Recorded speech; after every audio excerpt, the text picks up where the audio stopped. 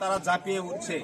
আমরা তাদেরকে প্রশ্ন করতে চাই, বিগত 10 বছর যাবৎ এখানে এডিসিতে ইলেকশন করার জন্য তারা যে দামাচাপা করে রেখেছে, আর এই কাউন্সিল এই ভোট এর জন্য বা এই ভিলেজ কাউন্সিল ভোটের জন্য যেটাই বলুক না কেন, তারা আমরারে অধিকার এবং উন্নতি, ডেভেলপমেন্ট সব ক্ষেত্রে তারা বঞ্চিত করে রেখেছেন।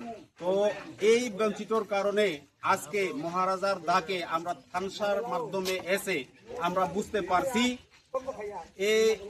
কোনো পার্টির আমরা বিরোধিতা করি না, তবে আমরা কোনো পার্টিরে আমরা ভোট দিতাম না।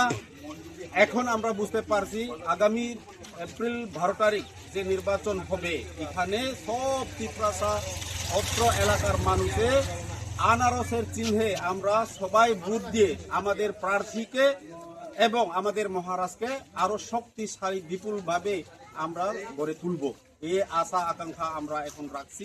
এবং সর্বশেষে আমি সবার কাছে আমরা প্রার্থনা ভিক্ষা করি যে আপনারা সবাই এগিয়ে আসুন, আমাদেরকে সাপোর্ট করুন। যে মহারাজার হাত যদি আমরা শক্ত করে তুলি, তাহলে অদূর ভবিষ্যতে আমাদের একটা ভবিষ্যতে উজ্জ্বল হবে, এটা আমরা আশা। ধন্যবাদ।